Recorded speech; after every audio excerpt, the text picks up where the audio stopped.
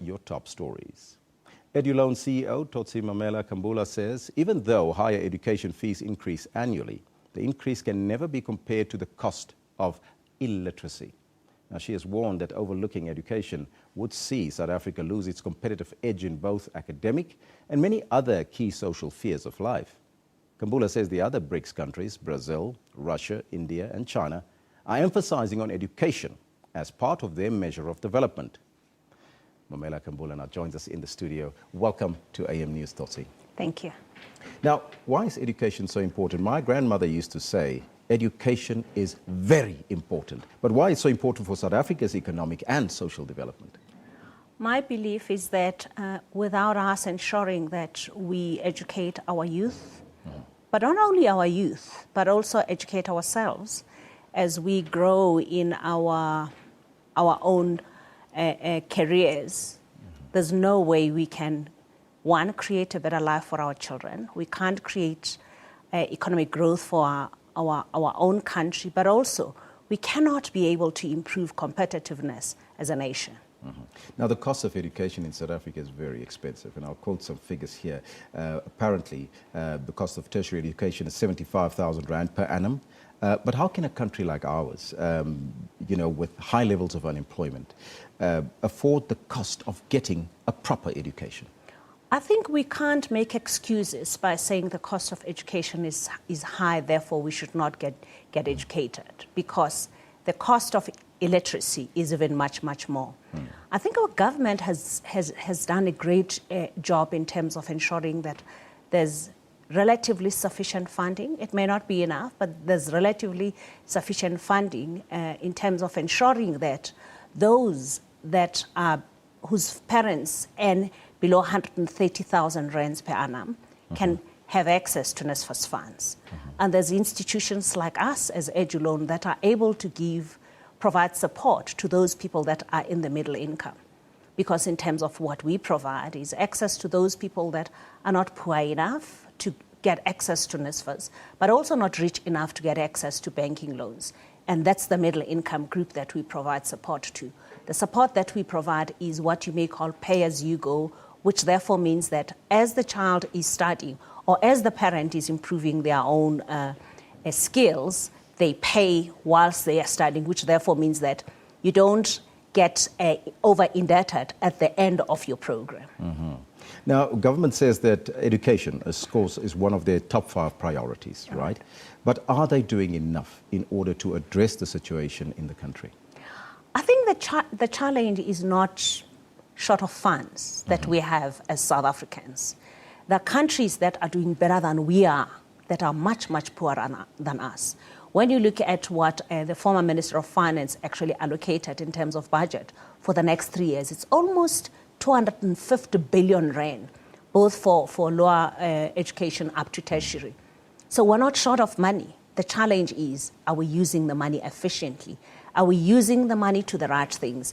And the other issue is our children understanding that once they go to school and do what they're supposed to do and get the job done. I mean, it's challenging that we have about 60% of students that go to tertiary actually completing and not dropping out. This is waste of funds, which is funds that parents actually pay, but also funds which is taxpayers' money, which is your money and mine.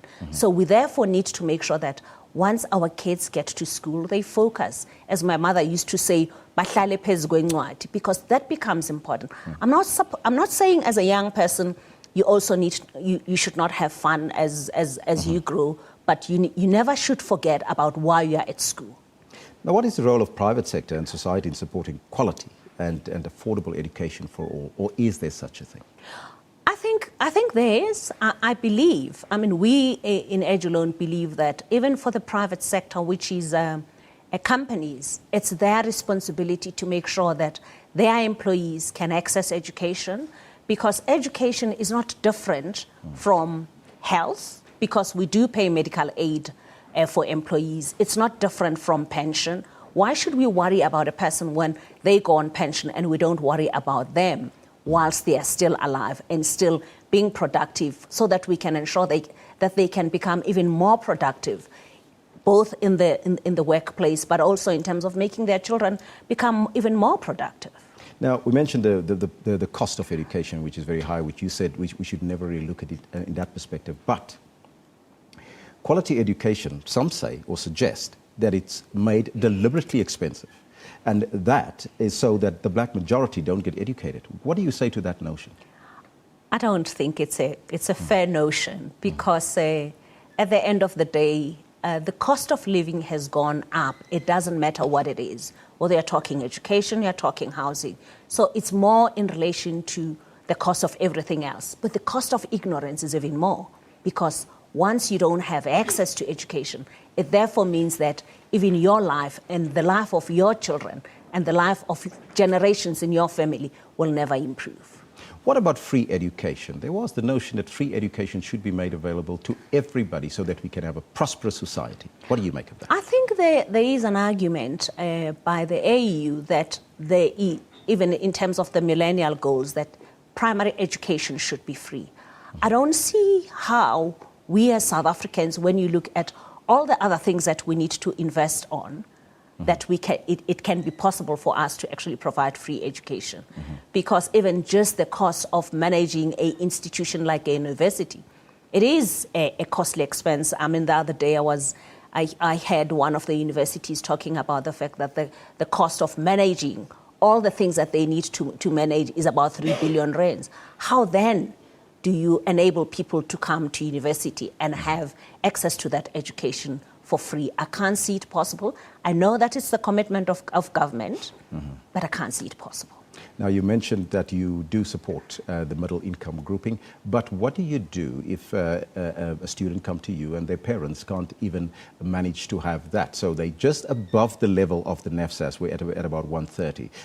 Do you assist them as well as EduLoan? We do. For example, our smallest loans are loans that are our smallest loan currently is 500 rands, which therefore means that you may find that in some instances, people may require support in terms of being able to register. But if you cannot pay, we would be irresponsible as an institution if we give you money yet you cannot be able to pay back. In terms of the National Credit Act, we would actually be doing reckless lending. We cannot assist in that instances. But I believe there's a lot of institutions for students that are able to go to programs that where there's scarce skills in the country that provide bursaries.